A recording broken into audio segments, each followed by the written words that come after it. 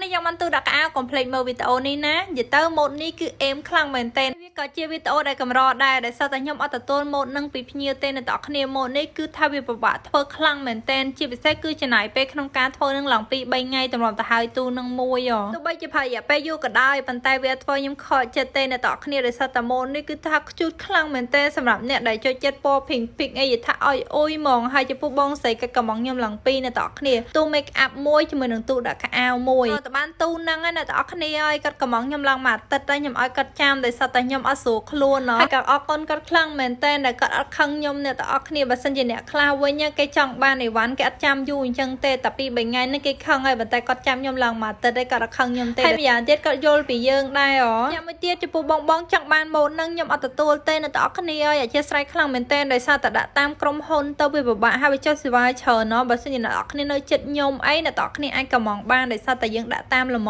អដូចបងស្រីអញ្ចឹងគឺបងស្រីនៅចិត្តគ្នាជាមួយខ្ញុំទេអញ្ចឹងហើយពេលដែលធ្វើហើយគឺដាក់តាមលម្អអញ្ចឹងអត់ដាក់តាមក្រុមហ៊ុនទេតែបើសិនជាទូតូចអីគឺខ្ញុំនៅទទួលអ្នកទាំងអស់គ្នាដោយសារយើងដាក់តាមក្រុមហ៊ុនកើតហើយចំពោះការវេចខ្ចប់គឺខ្ញុំហុំជាមួយនឹងកាតុងនឹងឲ្យអ្នកទាំងអស់គ្នាហើយពេលដាក់ទៅនឹងគឺគេប្រយ័ត្នប្រយែងឲ្យយើងអញ្ចឹងចំពោះបងដែលចង់បាននេះអ្នកទាំងអស់គ្នាមិនបាច់ខ្លាចបាក់បែកទេចំពោះបងដែលចង់បានទូដាក់អាវខ្លួនឯងប៉ុន្តែនៅតាមខេត្តខ្ញុំទទួលអត់កើតអញ្ចឹងបងទាំងអស់គ្នាក៏អាចទិញសម្ភារៈពីខ្ញុំទៅធ្វើបានដែរចំពោះកាតុងគឺមានច្រើនខ្លាំងមែនទែនអ្នកទាំងអស់គ្នាលើកនេះខ្ញុំកាត់មកច្រើនចំពោះកាវទៀនចំពោះកាភ្លើងអីគឺខ្ញុំមានម៉ាស៊ីនអញ្ចឹងបងទាំងអស់គ្នាអាចយកពីខ្ញុំបានណាចំពោះរូបបិទបន្ទប់ក៏ខ្ញុំមានដែរបងដែលក៏សួរថា1គីឡូធ្វើទូបានប៉ុន្មានអ្នកទាំងអស់គ្នាឲ្យ1គីឡូធ្វើទូបានពី4ទៅ5ហើយអញ្ចឹងអ្នកទាំងអស់គ្នាចង់បានអីអាចរើសរាន់បានណាតនកាតុងមានស្តុកតិចទៀតនឹងអស់ទៀតហើយអ្នកទាំងអស់គ្នាពិបាកកាត់ខ្លាំងមែនទែនបងទាំងអស់គ្នាយកទៅមិនបាច់ខ្លាចថាអត់ចេះទេវីដេអូបរិញ្ញាគឺខ្ញុំមានតែក្នុង YouTube ក្នុង TikTok ក្នុង Page គឺថាមានមកចប់ឲ្យអ្នកទាំងអស់គ្នាមើលហ្មងឥឡូវអ្នកទាំងអស់គ្នាមើលរីសាលរបស់គេគឺថាស្អាតខ្លាំងមែនទែនអ្នកទាំងអស់គ្នាឲ្យឃើញអ្នកលក់នេះក៏ស្រឡាញ់ដែរធ្វើឲ្យភ្ញៀវហើយនឹងប្រហែលជាធ្វើប្រើខ្លួនឯងដែរមើលទៅដោយសារធំចិត្តអត់បានអ្នកទាំងអស់គ្នាស្អាតខ្លាំងពេកចាវីដេអូអ្នកទាំងអស់គ្នាប្រាប់អ្នកទាំងអស់គ្នាថា Top fan ដែលទទួលបានកាដូពីខ្ញុំហើយលែងមានឱកាសក្រោយទៀត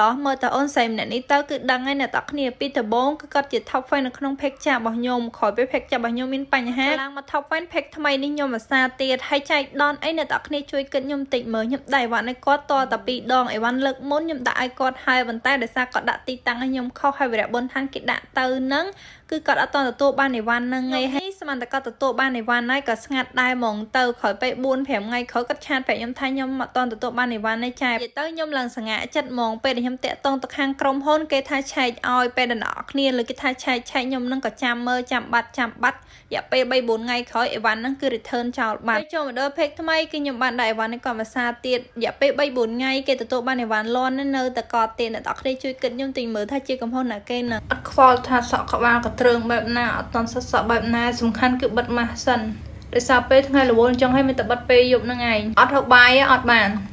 នតែអត់ឲ្យបិទម៉ាស់អត់បាននេះនិយាយមែន